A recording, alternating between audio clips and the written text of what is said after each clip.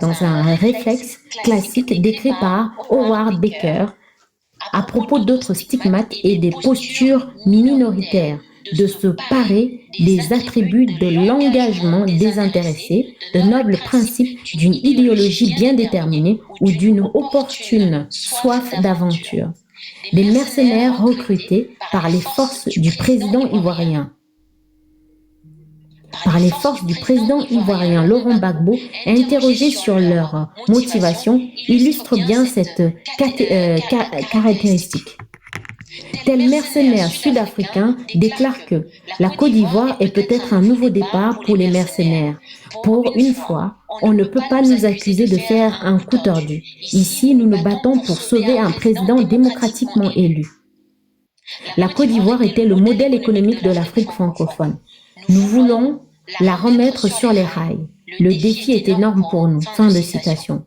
Ces bonnes intentions sont confirmées par un autre mercenaire, pilote d'hélicoptère et citoyen français, celui-là, Gigi, entre griffes.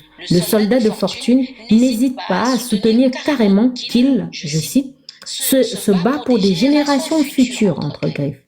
Fin de citation. Je cite encore, c'est pas pour l'argent. Moi, je gagne 8 000 € par mois ici, moins qu'un pilote de ligne. Fin de citation. Mais il ajoute aussitôt, contredisant en partie son argumentation altruiste, je cite, « Le problème, c'est que Air France ne veut pas de moi. » Fin de citation.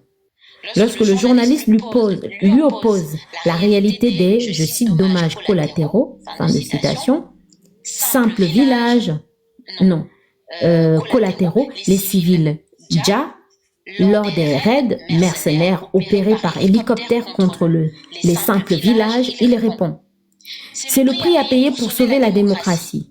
Le danger aujourd'hui, c'est de voir la Côte d'Ivoire se transformer en Libéria ou en Sierra Leone. Nous sommes là pour empêcher ça. » Fin de citation. On sent que l'homme voudrait croire à son discours et voudrait surtout gagner la considération attribuée aux soldats réguliers dans son pays d'origine. Décrit le journal comme, je cite, « piqué au vif par l'attitude des soldats français de l'opération Licorne. Il réclame son désir de reconnaissance. Je cite, « Les militaires français font comme si on n'existait pas. On se bat pour défendre la même cause. Et pourtant, je sais que demain, ils peuvent me tirer dessus. C'est le boulot. » Fin de citation. Ancien militaire de carrière, il souffre de toute évidence d'avoir perdu la légitimité qui était la sienne autrefois, confronté à la présence de légionnaires français récemment débarqués en Côte d'Ivoire. Il est gagné par l'amertume. Je cite, « l'impression d'être tombé du mauvais côté de la barrière, le manque de reconnaissance. » Fin de citation. Ce profil rapidement dessiné à la faveur d'un reportage sur la situation en Côte d'Ivoire illustre cependant fort bien la réalité d'individus mercenaires aux motivations complexes et contradictoires. Pour ces raisons, il n'est pas facile de distinguer entre des mercenaires authentiques qui ne chercheraient que l'argent et des mercenaires motivés à la fois par des considérations idéologiques, une fascination pour l'action armée et l'envie de mieux gagner leur vie, voire, qui sait, de devenir riche. En fait, là, il parle vraiment, il est en train de parler des motivations. Hein. Qu'est-ce qui motive ces personnes-là à travailler dans ce genre d'activité? Donc, chacun va avoir ses motivations. Donc, ça peut être vouloir gagner mieux sa vie, ça va être l'amour pour l'action, les armes à feu, ça va être pour défendre une idéologie, etc., etc.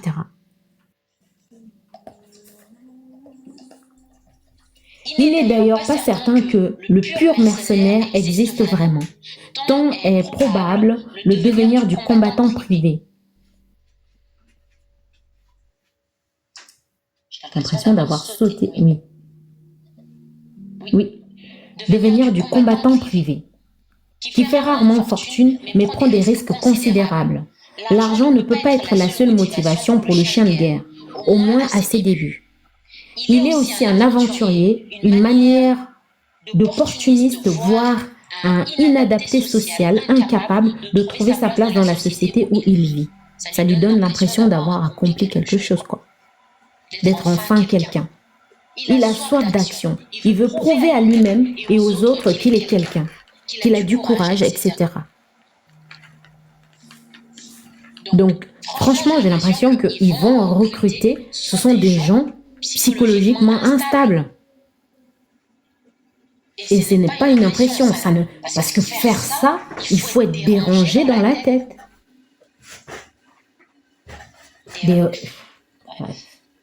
Il se distingue ici de l'idéaliste, du combattant volontaire, qui s'engage pour une cause sans considération de la rémunération, simplement parce qu'il croit à la justesse du combat.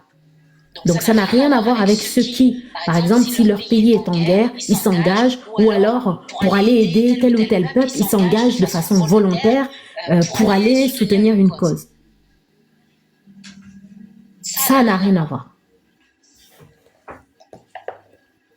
L'exemple archétypal de ces combattants volontaires pourrait être celui des engagés des brigades internationales, venus de toute l'Europe et même de l'Amérique du Nord, pour combattre le fascisme. Ceux-là ne fuyaient pas leurs conditions, pas plus qu'ils n'attendaient le moindre gain personnel de leur engagement. Pour eux, la guerre n'était pas un métier méritant salaire, mais plutôt un devoir exigé par des circonstances exceptionnelles pour défendre les principes menacés. Il existe, on l'a dit, des chiens de guerre dotés de convictions profondes, ultranationalistes généralement, mais elles sont rarement déterminantes dans leur engagement mercenaire. Le goût des armes et la volonté d'action, en plus de la volonté de trouver une source de rémunération, importent bien davantage et vont aider le mercenaire à choisir sa destination, son théâtre de guerre. En fait, c'est pas vraiment l'idéologie qui va être le principal critère, qui va être déterminant pour qu'il s'engage là-dedans. Ça va être d'abord sa condition de vie. Ça va être sa condition de vie, ça va être l'envie de pouvoir réaliser quelque chose, en fait, de pouvoir faire quelque chose de sa vie, de sortir. En fait, c'est sa condition sociale qui va beaucoup jouer. Il a besoin d'argent.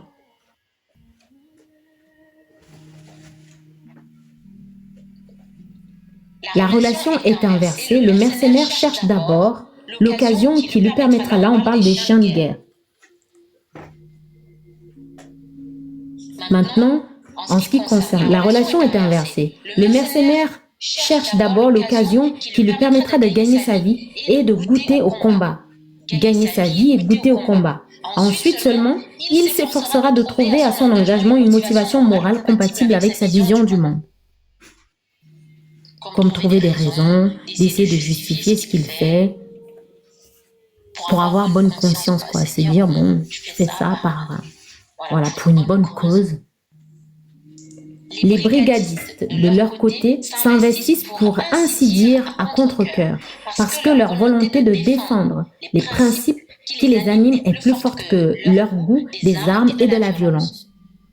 Un peu comme, on peut dire, si aujourd'hui, l'AES se fait attaquer et que tous les Africains, les Kamites, les Africains en général, s'engagent pour aller aider. Un genre de tirailleurs, mais pas forcé. Mais ils se présentent volontairement pour aller aider. Voilà, donc là, ce sont des brigadistes. Les autojustifications idéologiques et le goût de l'aventure du chien de guerre disparaissent d'ailleurs peu à peu avec le temps et l'expérience de la mort. Disparaissent peu à peu avec le temps et l'expérience de la mort.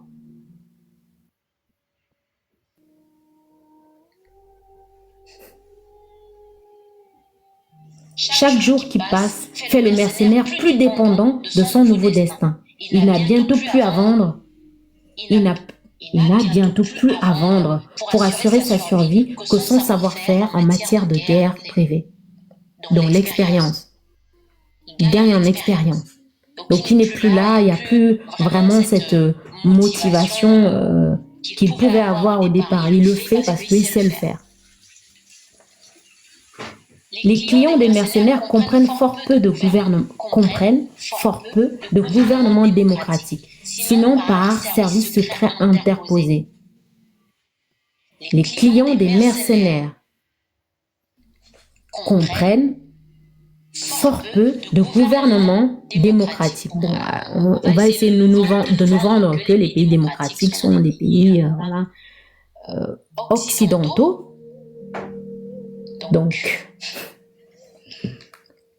mais je ne pense pas. Est-ce que là, il essaye aussi quelque part, de façon subtile, de dire que ces pays qui vendent soi-disant la démocratie au final, parce que c'est aussi des clients de ces mercenaires-là. Les chiens de guerre peuvent ainsi servir des présidents mal élus et adeptes de l'ethnisme le plus virulent, comme en Côte d'Ivoire.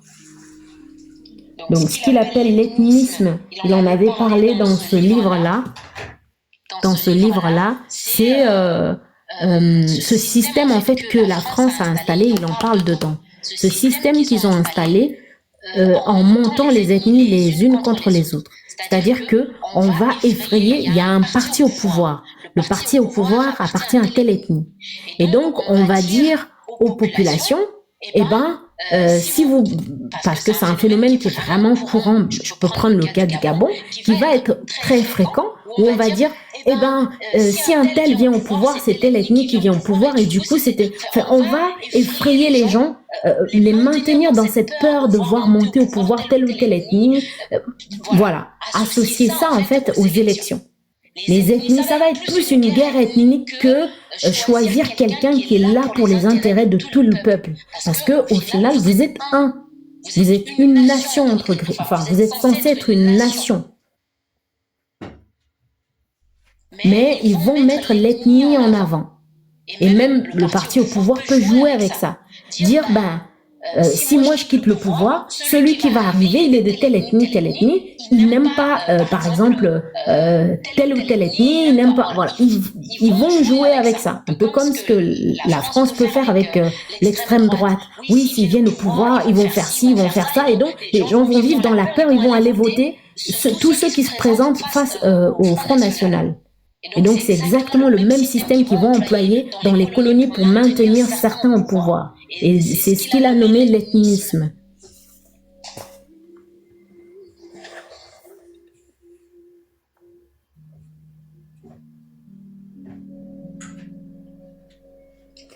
Ok.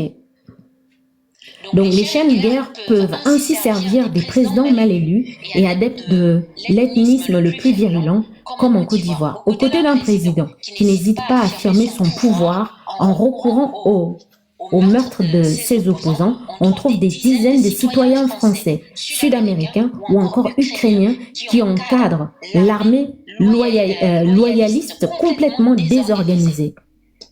Voilà les gens qui les forment, qui peuvent former ces gens-là. Qui peuvent former ces armes-là. C'est incroyable, hein? On trouvait encore récemment, en septembre 2000, des chiens de guerre sud-africains, ukrainiens, israéliens et américains prêtant leur concours aux forces du président angolais, fort mal élu lui aussi. Pendant la guerre des Balkans, notamment en 1992 et 1995, les mercenaires renforçaient les capacités militaires de deux pays dotés de gouvernements plus ou moins bien élus, mais ultranationalistes et par conséquent en guerre l'un contre l'autre. Ils faisaient quand même des choses assez extraordinaires, ces colons-là. La Croatie accueillait entre autres des mercenaires allemands, français, anglais, etc., tandis que la Serbie intégrait dans son armée des hommes venus plutôt de Grèce, de Macédoine, etc. En Croatie, le mercenaire américain Bob Crott raconte qu'il était payé l'équivalent de $250 par semaine en Deutschmark pour enseigner aux soldats les bases du combat terrestre, c'est-à-dire, je cite, tout depuis les patrouilles en petites unités jusqu'à la descente en rappel, l'utilisation au combat de bateaux pneumatiques.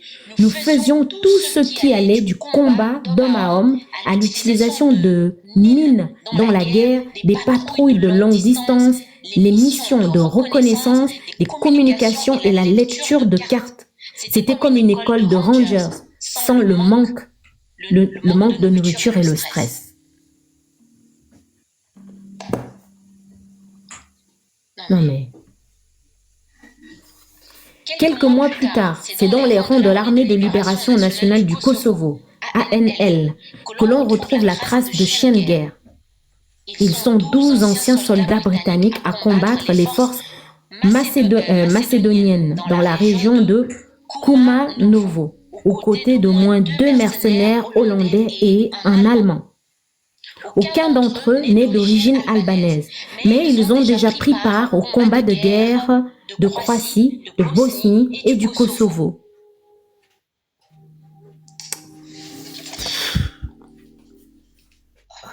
Mais c'est quoi ces gens, sérieusement?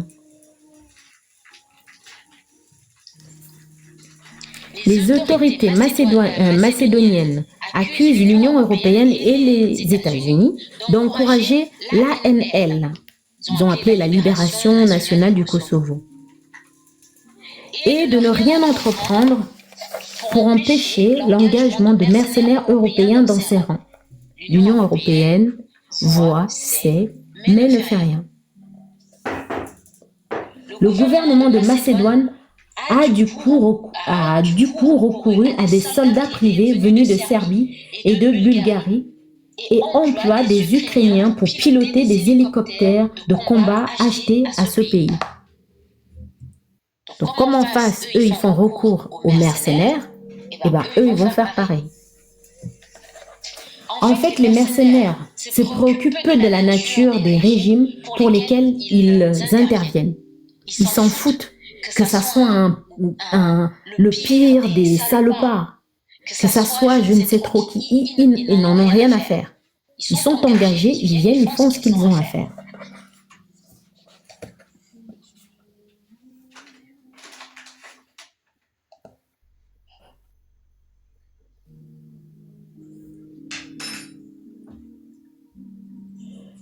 En fait, les mercenaires se préoccupent peu de la nature du régime pour lequel ils interviennent tant que ceux-ci les payent correctement. Des milliers de mercenaires américains et anglais, mais aussi quelques dizaines de Français, s'engagent sans état d'âme aux côtés de la Rhodésie du ségrégationniste Ian Smith entre 1965 et 1985. Là, c'est au Zimbabwe, ça. Plus récemment, on rencontrait des chiens de guerre aux côtés du maréchal Mobutu au Zaïre, puis de son vainqueur Laurent Désiré Kabila. Ce dernier reçut par exemple l'aide d'une quarantaine d'anciens parachutistes du 2e REP de la Légion étrangère pour former ses soldats à partir de décembre 1999. Il faut dire qu'il gère pour former ses soldats, non. Il faut dire qu'il était devenu, autant pour moi, à la faveur d'un détournement, d'un retournement d'allégeance spectaculaire, l'allié de la France et l'ennemi de ses protecteurs rwandais et ougandais. Je rappelle que ce livre est sorti, il me semble, en 2005. En 2005. Après la mort de François, oui, il est sorti en 2005. Verschave, il est mort en 2005, juin 2005. Le livre est sorti après sa mort. Il a écrit, il a participé à l'écriture et il est mort. Donc c'est pour dire que les événements que nous avons aujourd'hui, par exemple par rapport au Rwanda, à la RDC, etc., bah ça a été écrit avant. De toute façon, c'est une guerre qui dure depuis 30 ans. Donc les chiens de guerre ne travaillent pas toujours pour des gouvernements constitués, bien élus ou non. Ils peuvent mettre leurs compétences au service de guérillas criminelles comme le RUF, Front Révolutionnaire Uni en Sierra Leone, qui a tiré en février 2001 des combattants ukrainiens et biélorusses. L'engagement de mercenaires aux côtés de la guérilla tchétchène entre 1994 et 1996 aux prises avec les commandos russes ou encore la présence de mercenaires britanniques et français dont un certain Claude Chaffard aux côtés des Contras en lutte pour le renversement du gouvernement sandiniste au Nicaragua. Ouais. Ça, on l'a lu un peu avec Marimba Annie. Il me semble aussi, il y a un autre livre, La mémoire cellulaire, l'éveil des peuples, avec Eugénie Dossa. On en a parlé très rapidement, mais elle n'a pas focalisé ça sur les mercenaires.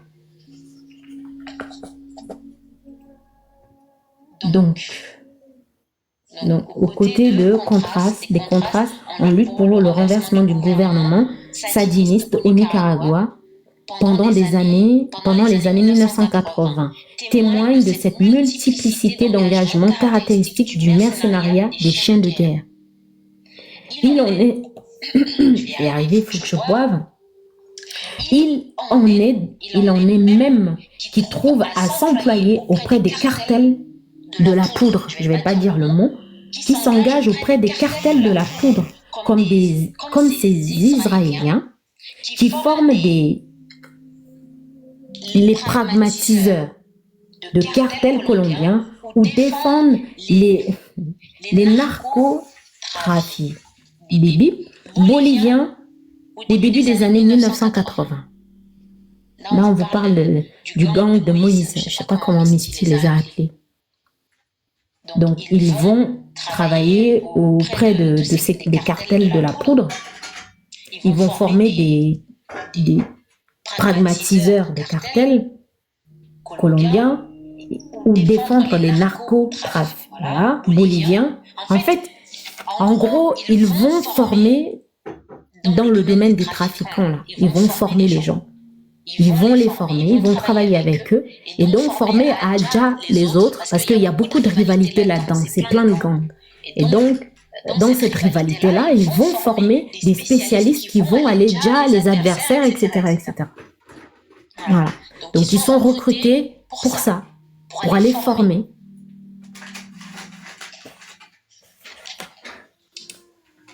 À quelle tâche sont employés les chiens de guerre? Au combat, bien sûr, mais pas seulement. Là, il va nous dire un peu plus ce qu'ils font. Ce qu'ils ne font pas que, oui, les enfants de David. Les enfants de David. Donc, à quelle tâche sont employés les chiens de guerre? Au combat, bien sûr, mais pas seulement. Ils sont souvent amenés à participer à la préparation de coups d'État, comme au Bénin, aux Comores et plus récemment en Guinée équatoriale. Oula, attends.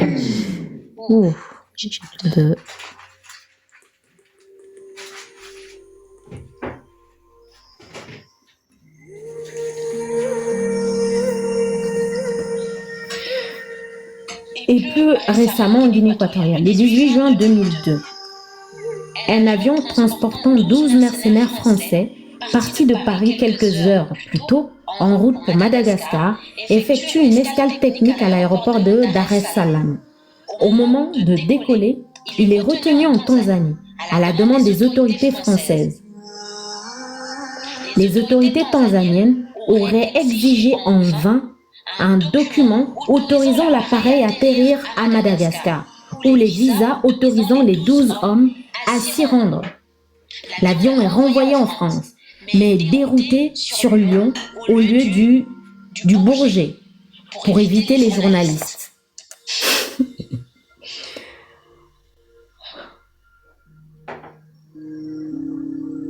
Les mercenaires quittent librement l'aéroport après avoir été interrogés par la police. Librement, hein? Ces hommes auraient été recrutés par l'ancien dictateur malgache Didier Ratsiraka, qui souhaitait renverser son rival, le président Marc Ravalomanana.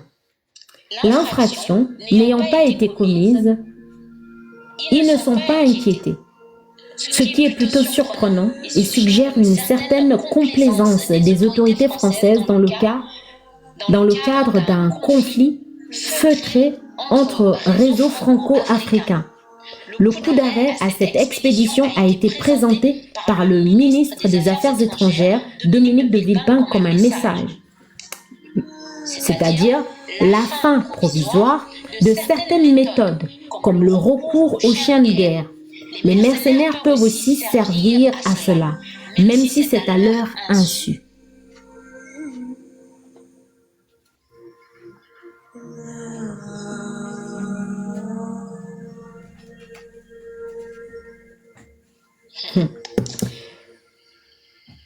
C'est à une autre tentative de coup d'État que se sont prêtés 300 mercenaires rwandais, angolais et congolais. Les anciens officiers momboutistes, des dissidents du MLC de Jean-Pierre Bemba en Centrafrique le 28 mai 2001. Des conseillers entre griffes français les auraient encadrés, conseillers entre griffes. Le coup fomenté, donc préparé par l'ancien dictateur du pays André Kolingba, échoue à la suite de l'intervention des forces de l'allié congolais Ange Félix Patassé, Jean-Pierre Bemba et de la Libye.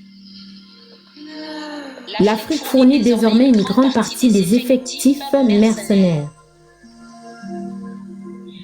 Pour les guerres civiles qui l'ont ramené, non mais c'est pas possible.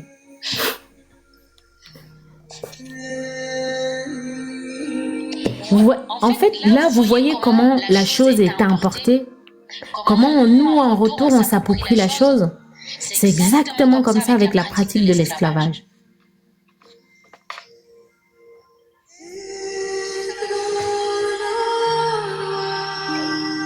Bon, peut-être que j'ai mal lu, peut-être que ce sera autre chose. Je continue de lire. L'Afrique fournit désormais une grande partie des effectifs mercenaires pour les guerres civiles qui l'ont ramené puis maintenu au pouvoir à Brazzaville à partir de 1997. Denis Sassou Nguesso a recruté de très nombreux mercenaires venus de 4 coins du continent: Angola, Tchadiens, Rwandais, Congolais de l'ex-Zaïre, Soudanais, Béninois, Maliens, etc. Certains avaient trouvé refuge dans le pays après avoir fui leur propre guerre nationale. D'autres avaient immigré à la recherche d'une vie meilleure. D'autres, enfin, ne sont venus que pour se battre, dans l'espoir de tirer un revenu suffisant pour assurer leur survie et peut-être leur enrichissement en cas de victoire de leur leader. Ça veut dire que même la plupart du temps, quand il y a des élections, ceux qu'on envoie mater les révoltes, ce ne sont même pas les autochtones de la région, de la surface, de la terre, de cette, j'ai du mal à dire pays, de cette zone géographique. C'est souvent des gens, d'ailleurs, qui sont utilisés pour venir mater les révoltes. Intéressant. Vous voyez comment ils entretiennent, parce que ces personnes-là, ce sont des personnes qui fuient des conditions déplorables dans leur pays, qui sont aussi fabriquées par la colonisation, le néocolonialisme. Donc, ils entretiennent exprès les populations dans cette misère-là, pour ensuite les utiliser pour faire ce genre de boulot. Donc, c'est une roue infernale. C'est une roue infernale.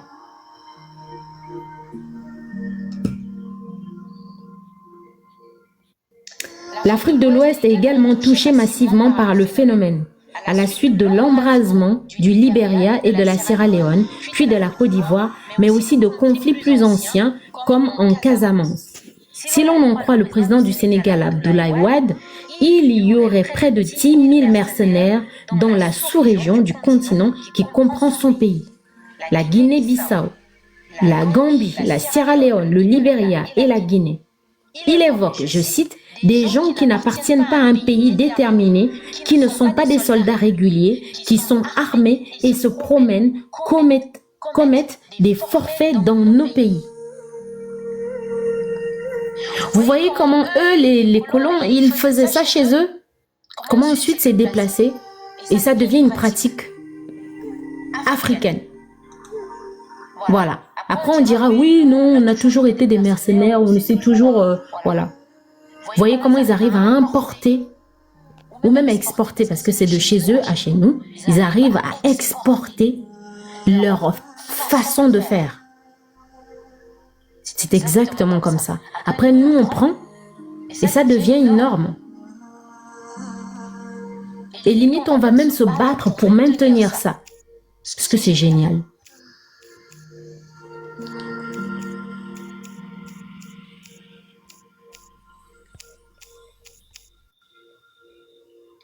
L'exemple des mercenaires libériens engagés en Côte d'Ivoire aux côtés du général Guèye avant que celui-ci ne soit Dja.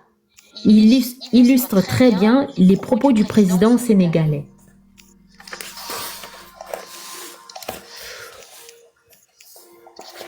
Très jeune et largement incontrôlable, il pratique le pillage. Les villes conquises de la région de Mans et s'affrontent parfois entre eux. Je dirais que j'ai sauté une page. Non, c'est bon. Si les mercenaires peuvent indifféremment s'engager pour des gouvernements, des rébellions armées ou des cartels de la poudre, s'ils peuvent contribuer au renversement d'autorité aussi bien qu'à leur défense, il est certain